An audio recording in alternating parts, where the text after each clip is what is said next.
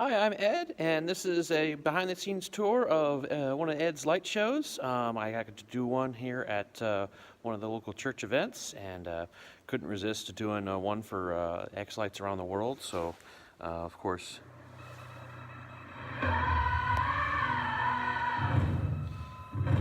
also brought a little something special for this here show. But I want to go ahead and just give a brief background tour on all the components and everything, because it's something I kind of do every year to kind of help out those that are they're trying to put together a show, to kind of understand how all the pieces kind of went together, and kind of see where everything actually sits and how everything kind of works. So overhead lights, every year we have some lights that are actually strung over the audience, which is really cool. So I decided to go ahead and kind of integrate that in as an extra prop, and it was kind of a bit of a surprise for everybody. I had some technical difficulties during the show, but what I basically did was I go ahead and hit a Light-o-Rama box over here on the side, ran some extension cords, and then basically just tied in these 5 strands, and then basically made it to where I could just turn them into a quick prop and just do a sweeping effect over the audience for the whole taking over to you. There's one of the parts of the greatest show where I'm trying to mimic one of the effects on the video, for example, using the LED moving heads. So the LED moving heads are pretty cool. They're very dynamic. I wasn't allowed to use a haze machine in here. I was specifically asked not to, which I guess is kind of understandable. I was kind of curious on if it was going to set off the smoke system or not, but it's not that big of a deal. It still was a really cool show nonetheless. But these were actually ordered, I think, off of Amazon. They were about $100 a piece. But they also have full range of motion. I think they spin like 2.5 times all the way around. And then they're all DMX-based controlled. And what's really surprising is I actually basically built an adapter, and I actually have them tied directly back into the back of the Light-o-Rama controller on the back side. My Light-o-Rama controllers are actually running in DMX mode, and then I basically have a phone line cable that runs back to an Alpha Pix that's over in the back side right there. And I'll go ahead and show that in a moment. This is the dual beam laser that I have that projects onto the ceiling, which creates some pretty cool effects, kind of a little bit of a shock and awe. But one of the big things that we added this year, for example, was these guys. So this is these are usually used for concert events, and the way this works is there's actually a transmitter that's actually hidden up there that actually transmits a signal on 433 megahertz, and basically makes these response. These are not infrared based; these are actually RF based. One of the problems with this, though, is if you're running this on an outdoor light show in a neighborhood, these do operate on the same frequency as a lot of your key fob transmissions. So keep in mind that when these things are active like this, it basically will be stepping on the same frequencies as your key fob transmissions. However, FCC regulations basically say that these devices have to accept whatever interference that they get. So if there's something else sharing that same frequency, that's kind of their own problem, and they have to be able to filter it out. Well, if they don't have the filters, that's kind of a design flaw. There's not really a whole lot you can really do about it. However, it's also kind of a bit of a responsible thing for us to make sure we're not blasting a signal constantly. So, but the interesting part is if you're not sending a signal to these, the transmitter does not kick on. So something to keep in mind. I use Raspberry Pis on my system, so I have a bit of a distributed network going around. And so what I do is I have one Raspberry Pi down here, which basically services the archway here. I have another Raspberry Pi on the back side, which does my pipes with my little 3D printed piano and everything. And then I'll go ahead and go up on the stage and show you the back side of this. Okay, so getting into here, this is literally behind the wreath here. This is my my Alpha Pix, and so I have my main Ethernet signal coming into this guy, and it fans out for DMX signal going out. So one line goes out to the box that goes over the overhead lights over the audience. Another one goes to the Quartet, and then I have another one that breaks out that goes specifically to the lasers and the LED movers. And so that's basically my DMX out. Handles that. Everything else is basically Ethernet based. Here is, one of those lines actually Sorry, go to this. And so this is the actual transmitter for the actual bands here. Oops. For these bands right here. And so you send I think it's a 85 code for the actual bootload code.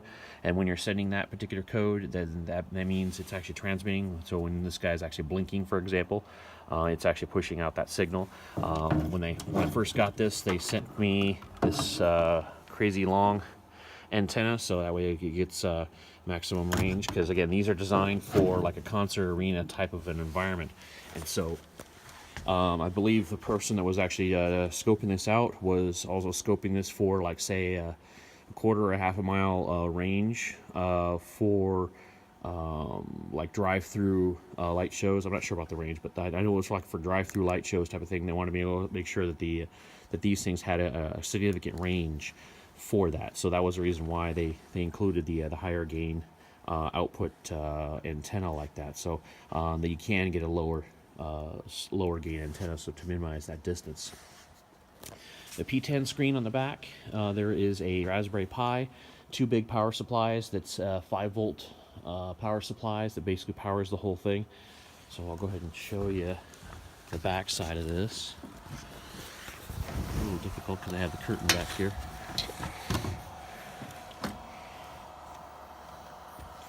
There's the Raspberry Pi right there. I have sound coming out of that because I basically ended up going into one of my transmitters, and then it's kind of a nest of serial cables, and then there's the power supply.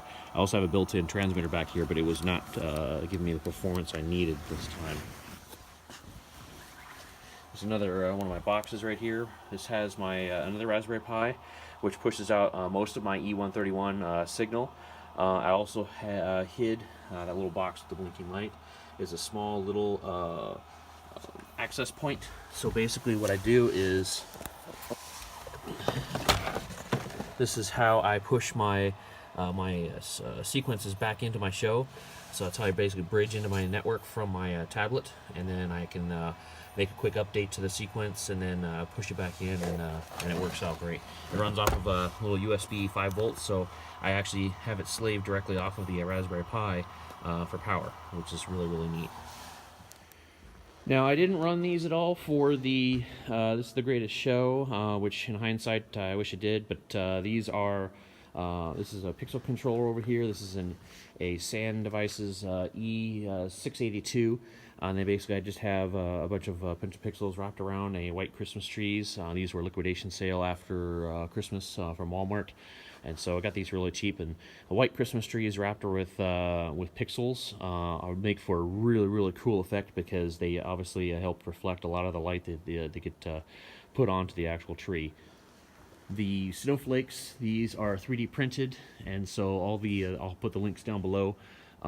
These are one of my designs that I put up.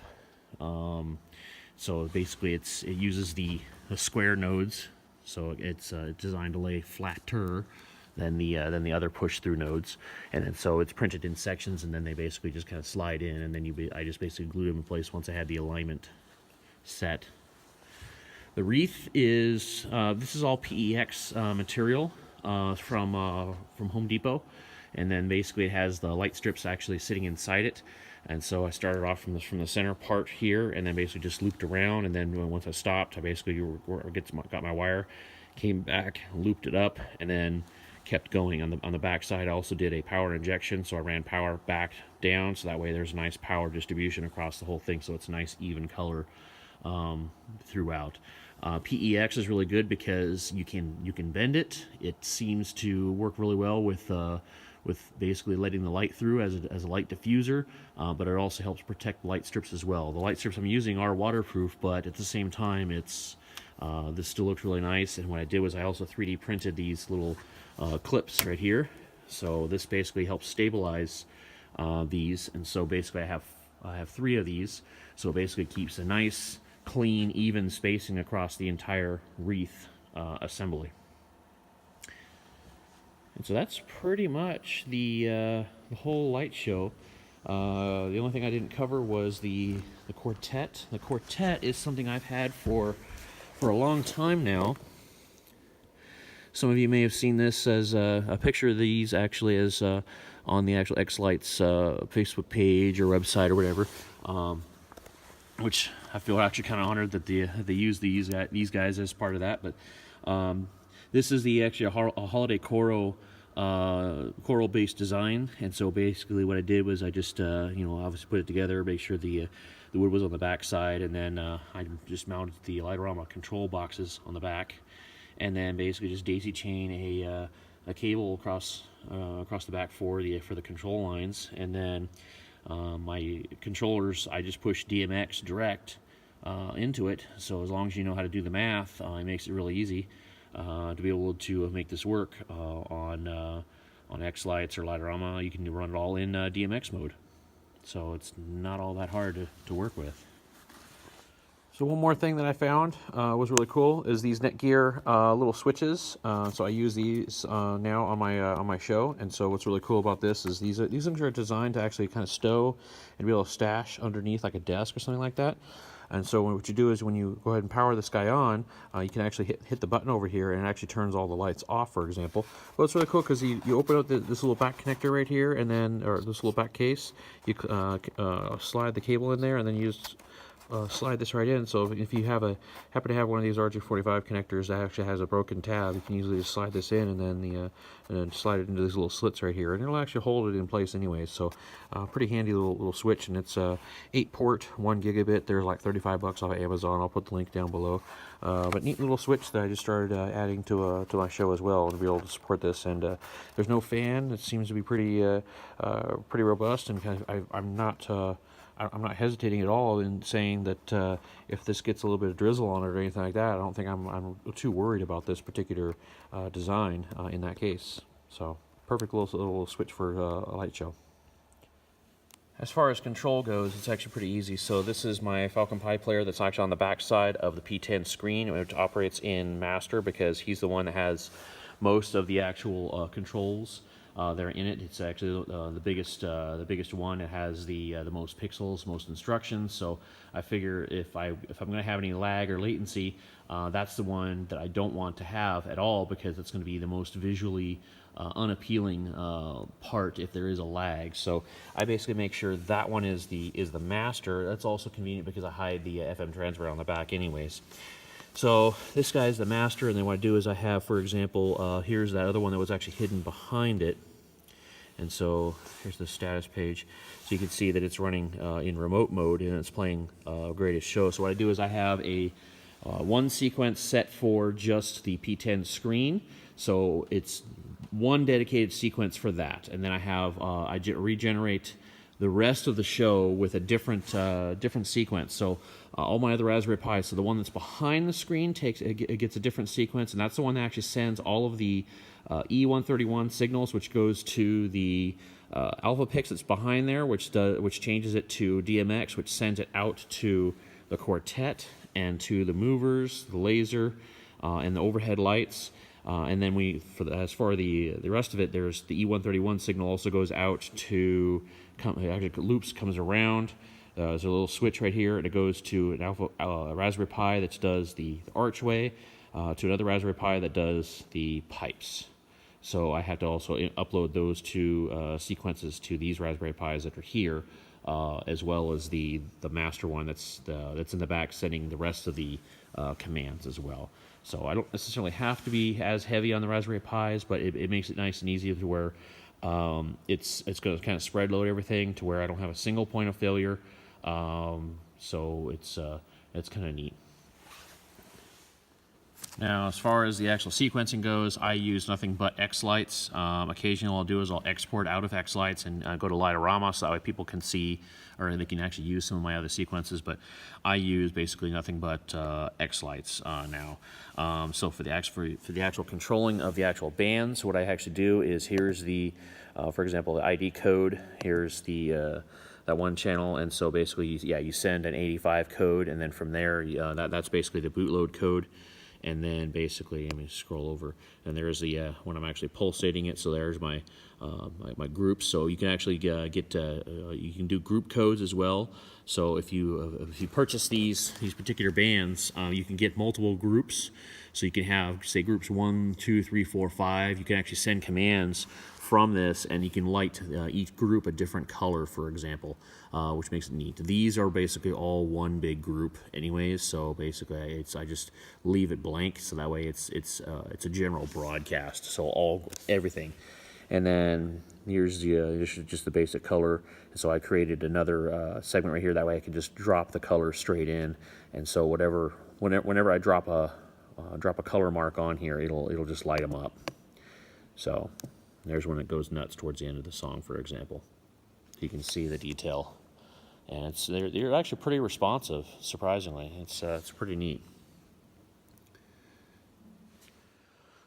Well, that was my behind-the-scenes tour of my light show for this year. Hope that was informative for people. Hope that kind of helps people out. If you have any questions, don't be afraid to hit the subscribe link and put maybe some some comments down below, and I'll try and answer the best I can and try to help you guys out.